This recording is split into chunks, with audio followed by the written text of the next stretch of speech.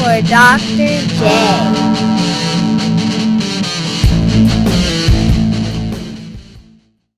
May not be talking about it at work. That's true. That is absolutely true. Have we started? Oh, yeah. Some warning would be really nice. Well, you told me if I tell you. Oh, yeah, but we don't have a topic. No, we don't Today. I mean, it's unless you've got something you're just dying to talk about. So let's talk about marriage. Oh dear. I think I feel a headache coming on. We can talk about migraines. Got one. No, I really hadn't thought about anything because classes have been so bad. You did a whole spiel on COVID in the classroom, right? I did. About my first week in class. And What scares me is when you say COVID in the classroom, it makes me think of people having COVID in the classroom. Dude, there is no way these kids are sitting 6 feet apart. No. It's the illusion of safety. It ain't safety. Yeah. We're not going to bash on Go for Tech, Jay. Oh no, I love my employer, but these kids are, you know. Well, I wouldn't go that far. We don't have to lie. I mean, They're- I want to marry my employer. Yeah. Go for Tech, you know, they are a person since they are a corporation. Oh God. I But wonder no. if Beth and Tony will have me. I mean, colleges have handled it much worse. The one down the road, Yeah. they're just packing students in like sardines. You talking about UNCG? No, HPU. Oh. Way down the road. Yeah, but do we want... Calling that a university is a very liberal use of the term, isn't it? I would think more like a day spa. They're a college, kind of. Or They don't. I don't know if they country have. club. I don't know if they have doctorates, but I think you kind of have to have one of those before you can call yourself a university. They don't have doctorates at all. They have masters. That's as far up as they go as a master's. They are a small private institution that that has a restaurant that sells $60 steaks.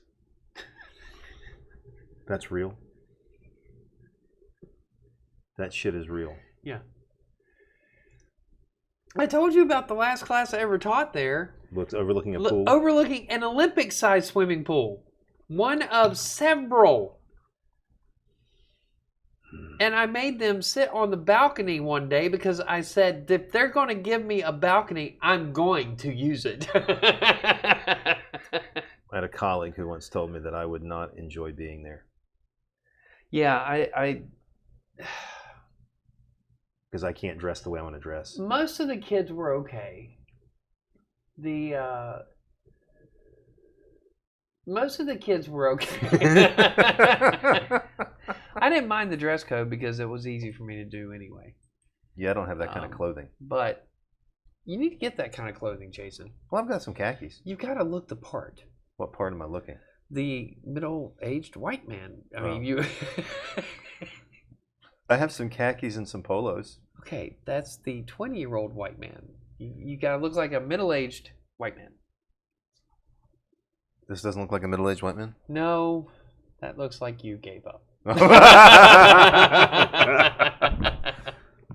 Well, who says I haven't?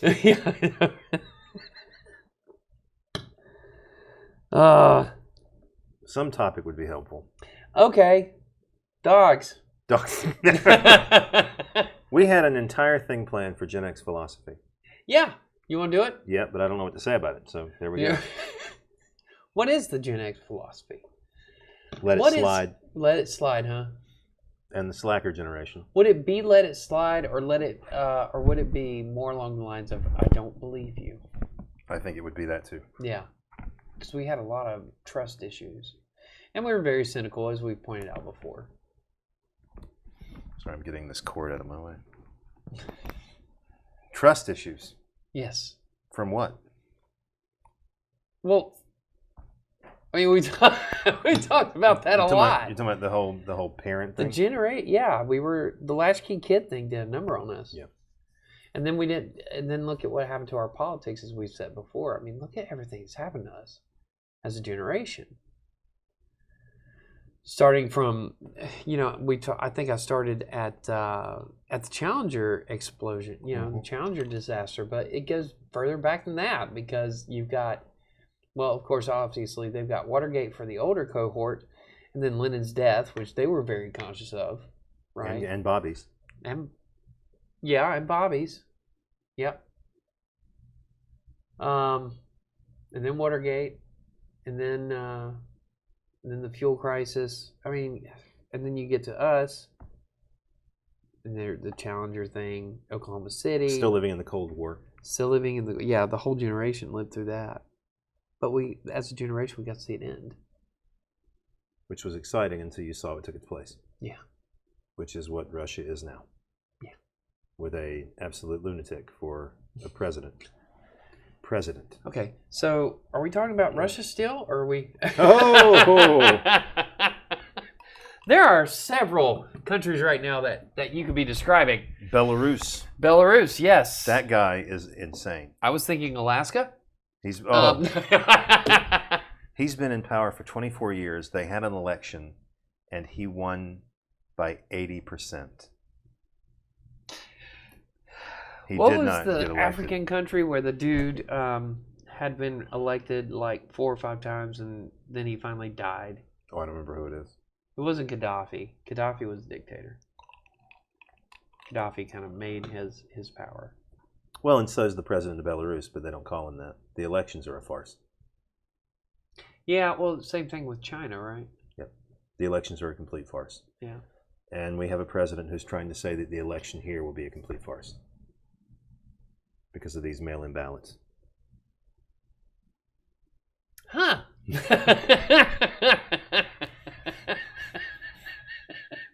I think he's preparing for the possibility of losing. Yeah, maybe. As far as our philosophy, I think the danger, and I don't think we've done this, but is passing this cynicism down to our kids. Yeah. Trying not to infect them with it because they have an opportunity to do important things, and they're only going to do those important things if they feel like what they do might have an impact. Well, yeah, if we undo all the helicopter parenting, because we were helicopter parents. There's a lot of things that we did wrong. So our philosophy, we're always called the ironic generation, which I think is ironic because I don't know many of us who are actually ironic. I think it'd be more accurate to say we're the sarcastic generation. Yeah. And I think what happened was one of those linguistic things where we took the word ironic and forced it to mean something that it's not. Thank you, Alanis Morissette. And I was getting ready to say, I think that's what she's pointing at. She is. Because none of the things in that song is ironic. Not a damn thing, which makes the song itself ironic. Yes. And I think she probably did that on purpose. Despite whatever hell she might catch for it, I think she did it intentionally. Deb can't stand that. She hates that song? She hates that song. Well, she's also like 75 years old. Well, she's not that old. Is she really? She's in her 70s. No. Deb Walsh. She does not look it. Don't say last name. Oh, sorry. God. Whoop, you got to delete that part. Yeah. Put a blip there. Just yeah. Beep. Deb. 75 years old. At least, well, she's 70 something. That's unbelievable. Yeah, no kidding. That is impressive. She does not look like she's in her 70s. Of course, she's been working here for a few years. So give her about 6 months and she will look like she's in her 70s, like we do. She doesn't act like she's in her 70s either. No. And I'm not talking about energy, just her attitude. Yep. So I don't know. The helicopter parenting has been a problem. But I think we're afraid that they're going to feel abandoned if we don't, because we were. Yeah. We went home to nobody. Often. Well, no, we went home to somebody. We went home to whichever MTV VJ was on. That's it. Little Kurt Loder. Yeah. I'm Kurt Loder. Who's now 70 years old. Jesus. Just to give you an idea of... Yeah. Because he'd have been in his 30s when he was on MTV. Just remember, Captain Kangaroo got us through a lot. Who's now dead. Jesus. Well, and we talked about, oh, God. Captain Kangaroo and Mr. Rogers, who's also dead. We should have a lot. We shouldn't be so pessimistic. I mean, as Kurt Cobain used to say, who's also dead. Just remember John Lennon. Imagine all those people who are dead.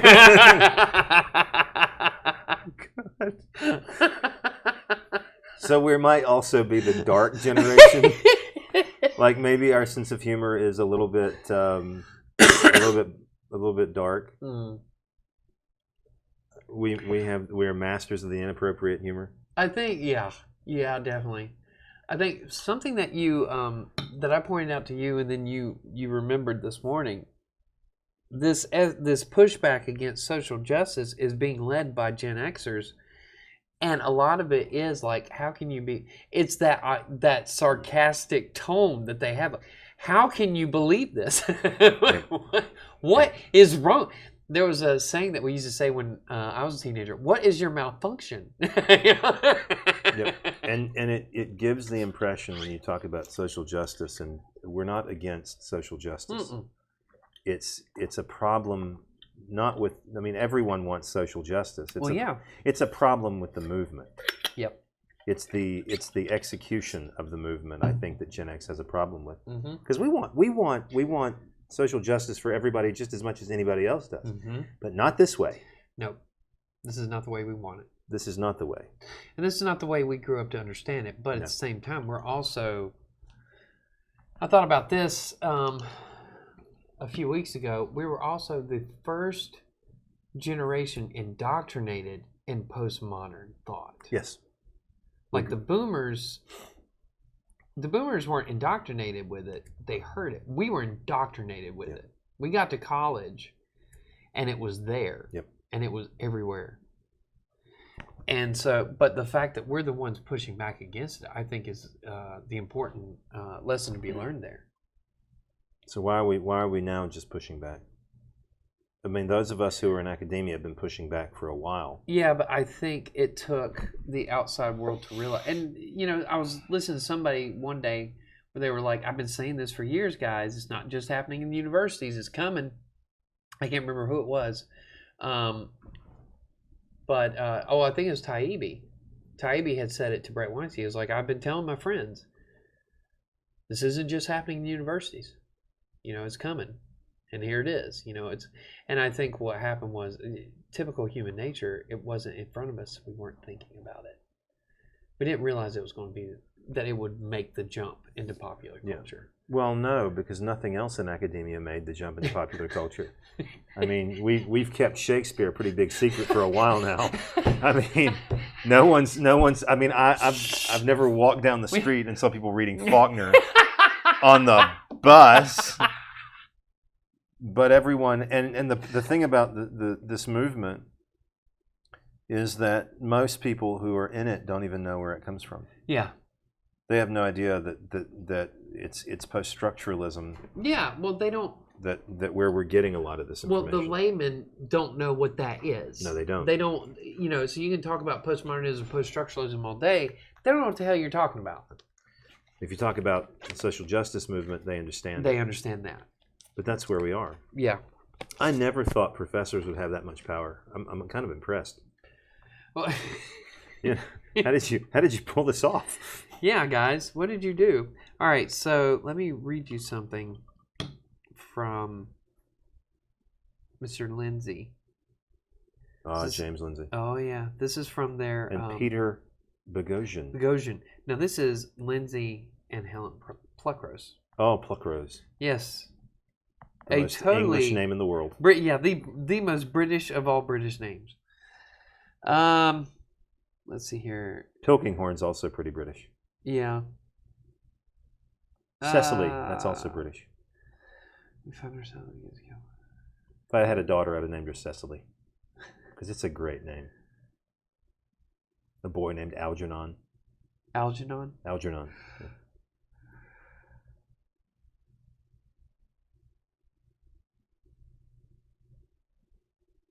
a lot of dead air. Let's see here. Did you highlight it?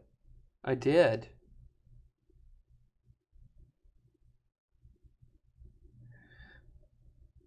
No, I'm trying to find where. Well, I think I thought I did.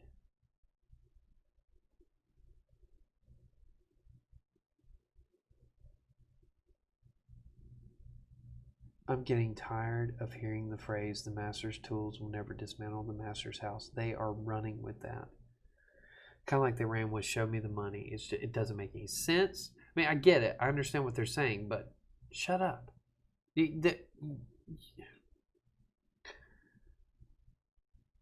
think you're okay, so this is my metaphor. You think you're looking at the master's house. You're not. You're looking at the fields. Yep. Stop these stupid metaphors, man. Well, anyway, so they talk about... Can't find it. I can't find it. But they talk about how they wrote this book to try and break down that language so the common man can understand what's going on. Because the problem is that they are using this language, the social justice movement is using this language that's just above the common man's dialogue. And so, but what they're getting from it is that it's bad. And they're not being offered any other alternative outlets to understand what it is they're actually saying. Yep. So they're just taking their word for it. Well, the Judith Butlers of the world are not known for being clear writers. Mm-mm. Or Foucault, for that matter. Mm-mm. Foucault is a struggle. Yeah. Foucault's a struggle for me. And, what's his name? Oh, this is embarrassing. Frederick Jameson. Yeah, I tell my students, I'm like, we used, the trick with Jameson was using him in your papers, not because you understood what he was saying, but because it took up half a page. Yeah, one sentence. One sentence and you're done. Okay, I can't find it. But anyway, yeah, they talk about that in the introduction, about how they want to write a book. They wanted to write a book about this problem, explain it to them, explain it to everybody in the common man's language. Layman's terms. Layman's terms. What's the name of the book? It is called Critical Theories. Or not. Cynical Theories. Cynical Theories, yes. It came out today. It finally landed today. And you started reading it already? I started reading it this morning. I read the foreword and the introduction, and then read my one chapter of Kendi's book, because I can only do one chapter a day of that man. And are they Gen Xers? D'Angelo. Yeah. Okay. And so is Bogosian. Yep. And so is Weinstein and his wife. What is it about us pushing back? Why us? So I know, and that's the thing. Like, again, we were the first ones to be indoctrinated, but I think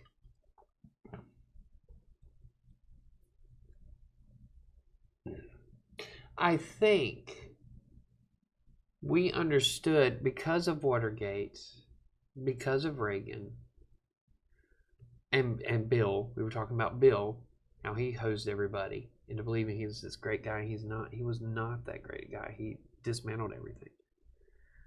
I think we see through the veil that this fairy tale power structure, the meta narrative, doesn't actually exist. Right. I don't know. There's something about our generation that we look at and say, that's bullshit.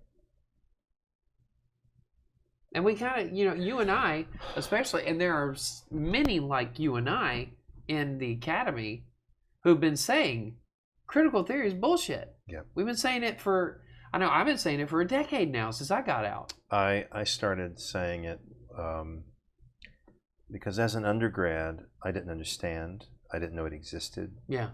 Because as progressive as UNC is, when I was there, you took a lit class, you were going to read literature. Yeah. We didn't even talk about secondary sources. All Right. we talked about is Moby Dick. Yeah. Let's talk about that. And just that.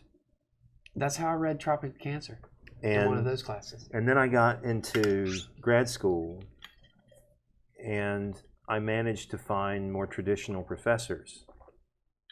And I gravitated toward them. But I did take classes with people who weren't. And I recall listening to them talk and thinking, this person is so smart. How can they say this and not understand that this is all a big joke? Right. Because at that point I thought, well, at least they don't have any power outside of the university. This is a phenomenon inside the university, and that was actually true then. This was. I went to Ole Miss for my master's degree in 1998, and I remember just looking at it like, I don't even recognize this anymore. Where's the literature? I was going to sign up for a Shakespeare class, and then I looked at the reading list. We were going to read 2 Shakespeare plays in 16 weeks and talk about critical theory the entire time. Most of the books for the class about Shakespeare were not Shakespeare. There was a Shakespeare class in UNCG at the time that I was going there that focused on the humoral body. The entire semester was Macbeth. Was it Macbeth, Twelfth Night, and maybe the Merry Wives of Windsor. I can't Humoral, remember. as in the humors. Humoral body. So that's at least medieval. They're at least in Renaissance. They're at least talking about something that existed. Well, they were talking about, she was going to break down the way it worked, and look at it through a feminist lens. Okay. Was it a good class? The Native American literature class that I took about, well, I call it Native American literature, but actually it was a historicity class, but it was based on Native American, charters and treaties and all that, right? It was all done through queer theory. The whole class was all queer theory. Were they good classes? No, I didn't take the Shakespeare class, and the queer theory one, I was so confused half the time because I didn't know what the fuck was going on because it was my first semester. Yeah. That was the class where it's like you have PhDs and master's students in the same class. The master's students didn't dare say anything. We didn't know what to say. And these PhD students is the one where I talked to Rifkin afterwards, and because he was like, I need you to talk more. I was like, I can't talk the way these people talk. He said, they're trying to kiss my ass. You say what you need to. Don't worry. They're not going to give you a grade. I was like, okay. Which class was this? The historicity? The Native American stuff. Rifkin was a queer theorist. Yeah. He still is. It was a good class? He's a new historicist with queer theory. And you liked him a lot, right? Yeah, I picked him for my thesis committee. And I did my, what do you call it? Where you do a job and don't get paid for it? What is pro that? bono. No, like in school. Internship. Yeah. I did my internship with him. He seems like a good guy. He was. He just, that one day about the aesthetics, man. He was the one. He was wrong. Yep. About Faulkner and the aesthetics. So, yeah, I had the problem with starting out in critical or literary theory is that you don't know the buzzwords, and this is probably kind of how you know that the emperor's not wearing any clothes. Yeah. Is because once you learn the buzzwords, you can say anything. Yeah. And as a PhD student, I started doing some research just so I could keep up. Mm-hmm. And then I just started just to see how far I could go in a conversation. I would start saying things like decentering and signification and referent and masculinist signifying economies, which comes right out of Judith Butler, and just to see if people really thought I knew what I was doing. Yeah. And I didn't know what I was doing. Right. But then I realized they don't either. What did I tell you? Like, I started in the spring. I get through that semester and I'm thinking, and all spring long, they're asking me, have you read this? Have you read this? Have you read this? So I'm writing them down. And so that summer, I just went on a binge, and I was reading novel after novel after novel after novel. I get back in the fall, and I've got all these novels. I'm like, I can talk with them now. And then after a few conversations, I realized these sons of bitches haven't read them. They've been reading the criticism of them. Yeah. They've been reading how the theorists were applying things to them. And I'm sitting there thinking like, oh my God. Is that what that is? Is that what I'm going to have to do? I'm never going to read a novel again. I'm just going to read what other people said about it. Which is not the way it's supposed to be done. No. And in old school criticism, they didn't do that. They Yeah. read the book and they talked about the book. Yeah. But you weren't engaging unless you read it too. That's right. That and those days, I think, are are sadly over. Yeah. And there's a wonderful essay in this anthology called Theory's Empire, and I've talked to you about it before, in which the scholar who wrote it, he's an English professor, and he said that grad students and other professors would secretly admit or confess to him that they didn't buy theory, but they could not talk about it openly with their peers. And God help you if you're a grad student, you can't talk about it with your professors for fear of being blackballed and not being allowed to continue in the program, or no one's going to want to work with you on your master's thesis or your dissertation. It's horrifying that so many people have been silenced because knowing that if they speak out against it and say, it's fine that we have these theories, there's nothing wrong with them, let them be. Yeah. But also allow for differing opinions in the same department so that students have choices rather than giving them the impression that the humanities are monolithic and there's only the lens of theory you can look at things through. And I can't think of anything more dangerous than that. And I think that a lot of people came out not having the opportunity to see these other avenues. Mm-hmm. We've got a colleague who's as old school as you get, and he gets in trouble because he'll say things maybe he shouldn't, but he doubts theory. Yeah, he is a purist. He wants to read the literature and have a conversation, and he doesn't care what you say as long as you defend it. Yeah, prove it. Yeah, and you can actually get away with that, and this is, I think, why I went to the community college, because I knew that my views, as reactionary as they seemed in the university, they would be acceptable at a community college, and by and large, they have been, because most of my colleagues tend to view it in the same way that I do, with a certain level of suspicion. Mm-hmm. But you can't have that in the university. So it's not surprising that we've got a movement that people just kind of buy into because they were never offered alternatives in the first place. Mm-hmm. This is, as far as they're concerned, this is the only method because it's the only one they ever learned. And they don't know there are other ways to think about literature and, mm-hmm. by extension, the world. Yeah. And that's a problem. It's a great book. Theory's Empire is a great book. And it addresses some of the things it said are hard truths. Sure. And it would make a theorist lose his or her proverbial shit. So these are the books I'm currently... Okay, so I started the Cynical Theories, which I just did my Cortez thing, so that book will go down the thing. We got White Fragility, Mein Kampf, I'm reading it again. Oh, it's so wonderful. I've never read it. I still haven't read it.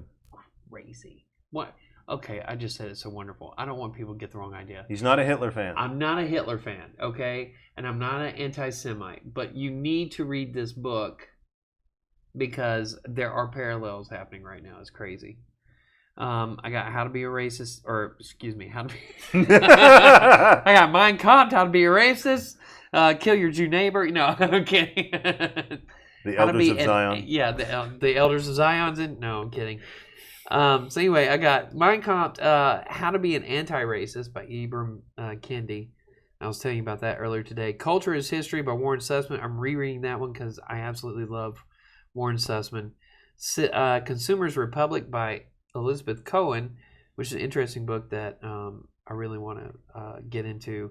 And then, well, I've started it. I'm like actively reading at this moment. 1, 2, 3, 4, 5... Six books. Jesus and you'll Christ. finish them next year. And I'll finish them next year. But I also staged and ready to go. I've got The Coddling of the American Mind. I'm going to reread Imagine Communities, The Populist Guide to 2020, and Freedom from Speech by Greg Lukianoff. Why not? Lukianoff. But it was actually the book I read, Kindly Inquisitors. It came out about the same time as Kindly Inquisitors. And of course, I've got the Archaeology of Knowledge in here because I'm going to have to force myself to get back into that book again and read Foucault. read Foucault and see the you got to see the structure. He lays the structure out for them. They're using Foucault, Yes. and they're using. I know you love him. They're using Derrida. Yeah, they are, and I don't, in ways that I'm not sure Derrida would much like. Yeah. He said one thing one time, and everyone jumped on it when he said, "There is nothing outside of the text." Yeah. And what they decided is, well, in that case, let's interpret everything. Yeah. And use theory and apply theory to the world in ways that we haven't been able to do before. So I don't know that Derrida would be particularly happy with the movement, because the people who are engaging with the movement aren't actually reading the literary theory. And he always complained about people not reading. So he wrote an entire essay on I think it's Plato, in which he said that philosophy scholars don't read Plato. They read paraphrases of Plato, so they think they understand Plato. Yeah. But they don't, because they're not interacting with him enough when they should be interacting with Plato. And what happens when you read Plato is suddenly a lot more complicated and more nuanced. And I think if this... Yeah, the Philosopher King is not a very nice outcome. It was not a nice outcome, and you have to read The Republic before you understand that. But I think he would probably look at the current movement. It's very dangerous to say what a dead man would say if he were alive. And so I'm being very cautious, because he may very well approve of the movement, but I doubt it, because he would ask the question, who are you reading to reach these claims that you've reached? Who have you read? Or are you simply getting this information secondhand from somebody else and applying it, even though the original author may not have said that? Well, and that's why I'm reading these books. I'm reading White Fragility and How to Be an Anti-Racist, because I want to know what they're saying before I completely respond. Yeah, and you should. That's the way it's supposed to be done. That's exactly right. That's a dialogue. But you're running into millennials who are using Foucault and have no idea they're doing that. They don't even realize, they don't know who Foucault is. They've never heard the name before. Yeah. They've never heard the name before. They're doing something that a couple of professors told them. They didn't name it, and they're taking off with it. Yeah. I mean, some of the stuff that Foucault talks about makes sense. It's like with anything. Surveillance. His views on in Discipline and Punish. His idea of the panopticon and surveillance. The idea that, and this is I love this idea, that you don't actually have to be surveillanced. You just have to live under the threat that you may be. Yeah. And that controls your behavior. Well, Adam Ruins Everything plays with that with the surveillance episode where he says you don't have to worry about this stuff. Yep. You're actually a lot safer than you think. Yep. But people do, and that's Foucault's entire point. Yep. And so he's right about that. Yeah, and he's right about the power structures. Yes. His conclusions are wrong. They are. They are. Because it gets away from the Marxist print. And I'm not saying that, and I know you're a big Marxist, but Marxism is not the solution to everything. No. But when it comes to economic ideas and an understanding of an economic structure, nobody did it better than Marx. Nobody. He figured it out. And when they get away from that, you're getting away from a democratically you're getting away from a culture that's built to help the people, and you're forcing something onto the people when you get away from Marx.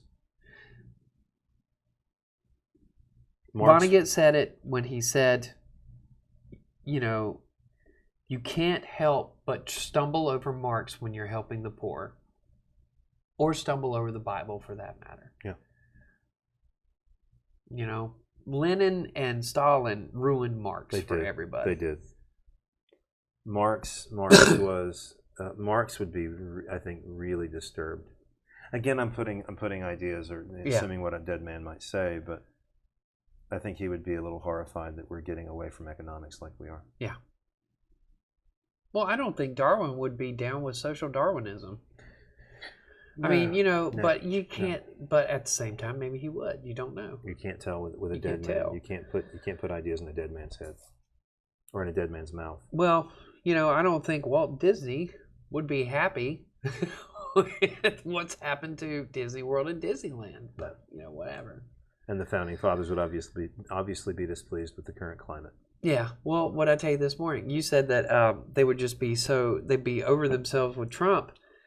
And my contention with that is I think they would look at Trump and say, well, you get what you get. Because I think they would look at the broader picture, the larger institution, and say, y'all screwed this up so bad. Yeah.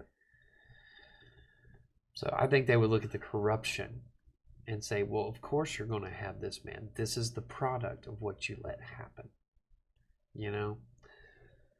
So, and again, that goes back to Gen X philosophy. We have those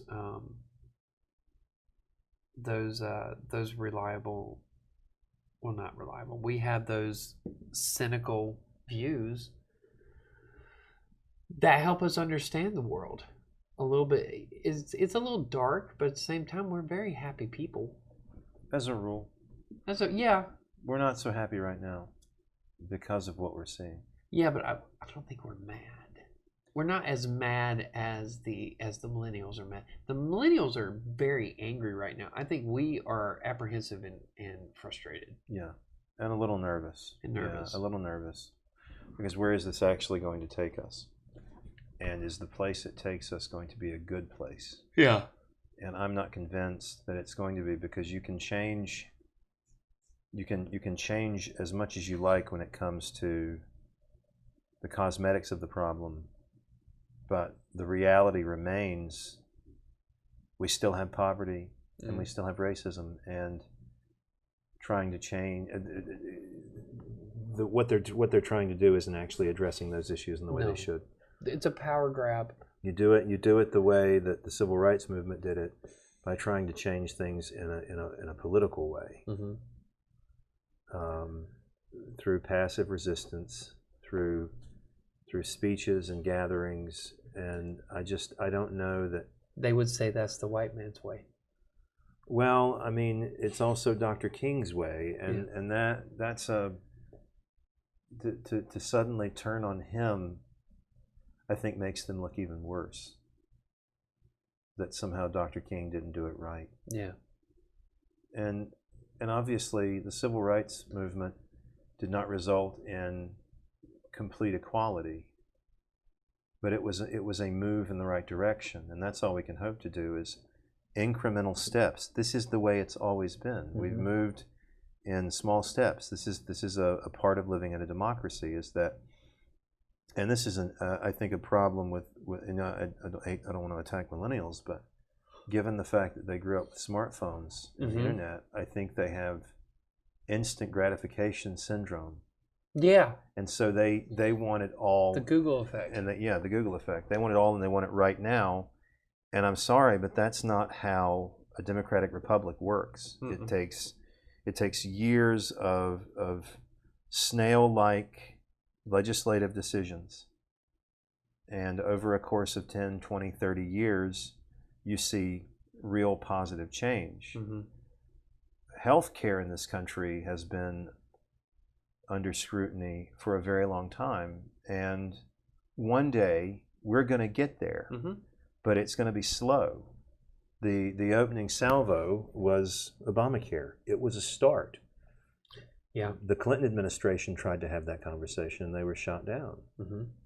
But it's a start, and in 20, 30 years we may see some significant changes. I don't think it'll be that long. 10 or 15. I think the COVID thing is going to accelerate that a bit. It may. But the point is it doesn't happen overnight, and I think that's what they want. They think they're going to erase inequality across the board in just a few months, and you can't do that. These systems require significant reform, and it doesn't happen quickly. There are too many institutions that need to be overhauled to eliminate systematic or institutional racism in this country. And you cannot tell me it can happen overnight. It cannot happen overnight. Should it happen more quickly than it does? Yes. Will it? No. Right. And it takes patience, and it takes a movement to realize there is an end game. Right. And we're going to get there eventually. and it's going to take a lot longer than they want. And I don't know what to tell them. And I think that's a part of the frustration. Well, they don't understand because they don't have because they laughed off history and thought that it was stupid. They don't have the historical context to understand it took human beings thousands of years to end slavery. Yes, it did. And even now, there are pockets of the world that still have slavery. If you read a book called Disposable People by a guy named Kevin Vales, we still have it in this country. Yeah. We still have indentured servitude and slavery in this country. It's not obvious. Right. We're still struggling with it. It's hidden under bureaucratic bullshit. It is hidden.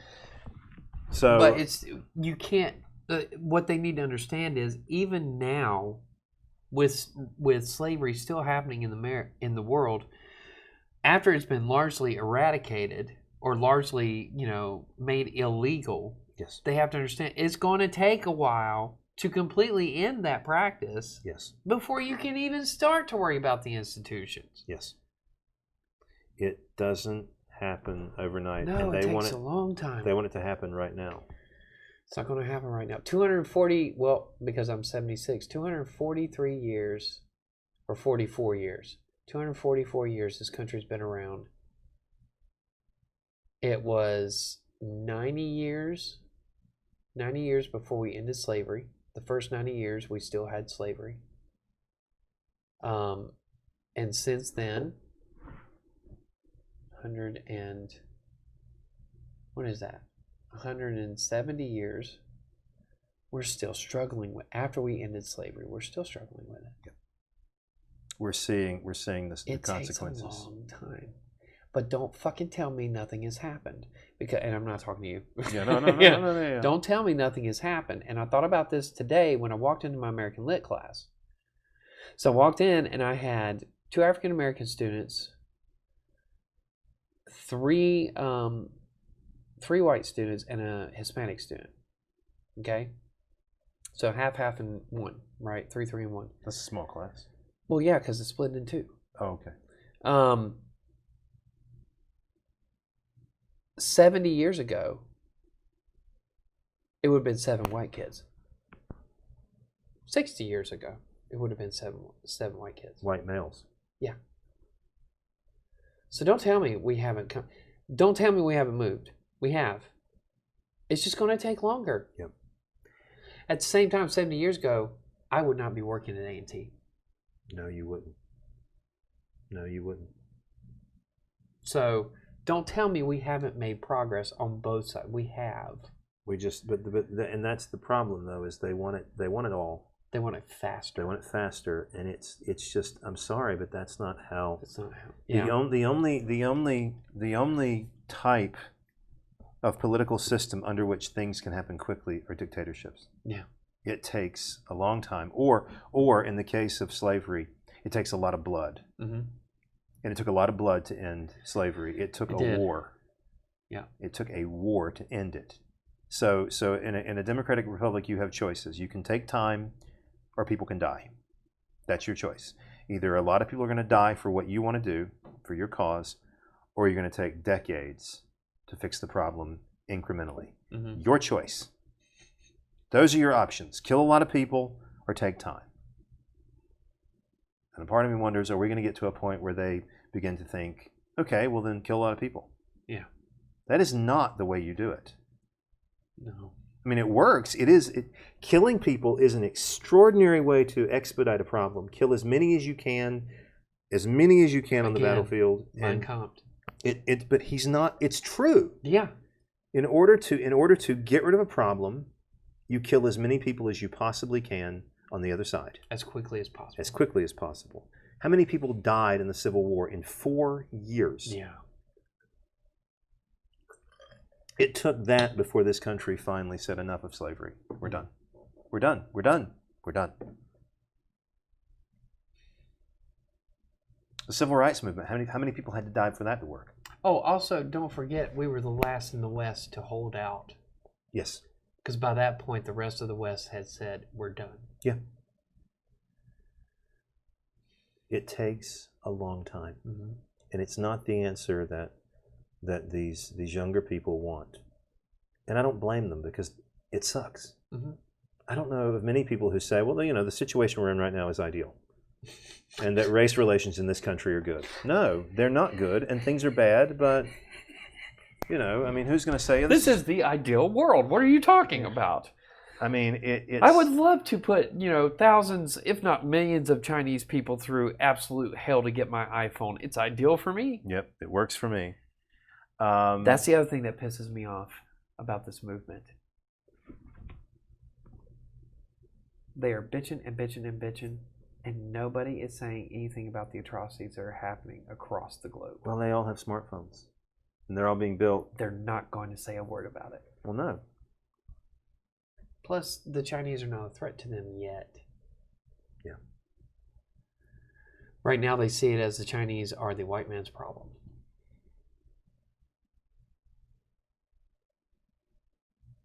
I don't know.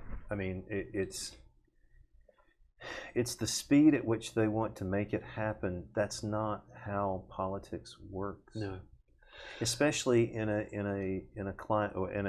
our current situation in which the House and the Senate are divided, which means it's going to take even longer. And if we have a Democratic House and a Republican Senate in November,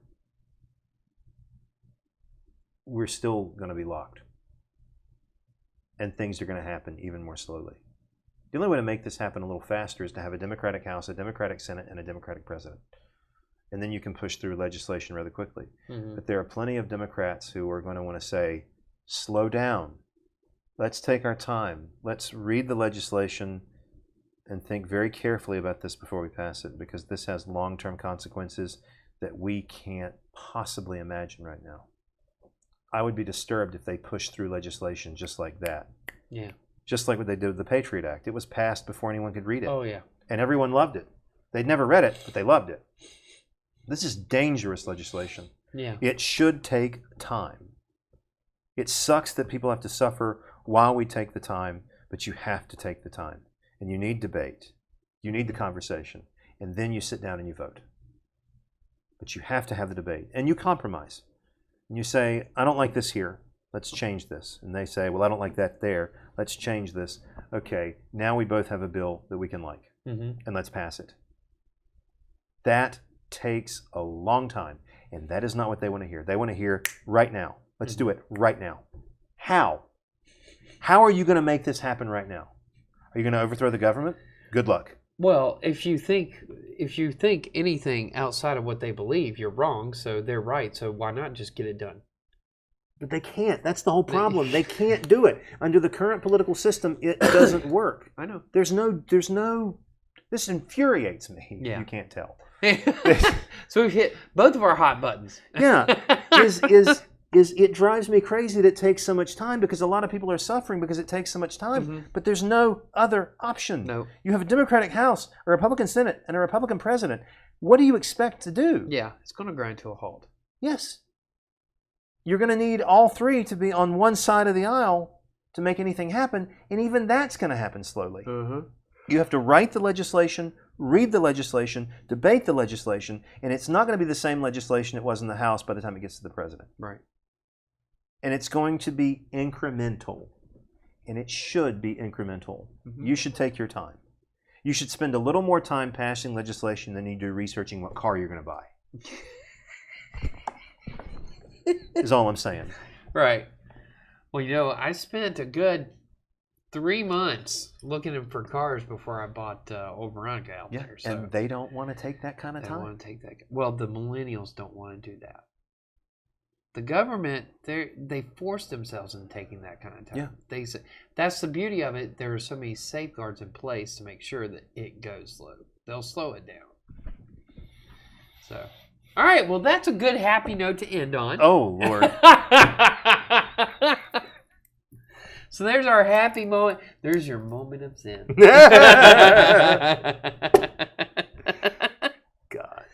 All right, we will see you again at some point. Maybe next week. Maybe 3 weeks from now. Who knows? I'm moving, so we'll see. Yeah, we'll see. So, he's not...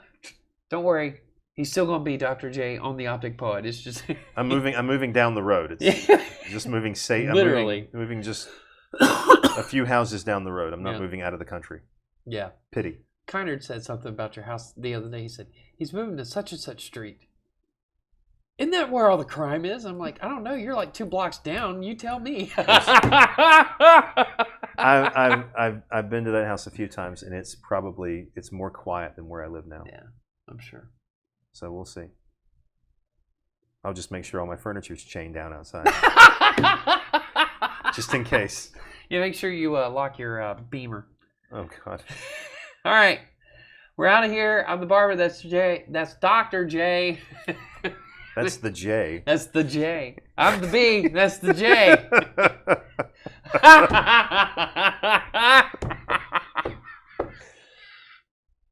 It took me a second to catch that one. Uh-huh. Oh, I'm so sad. All right, make it a great day.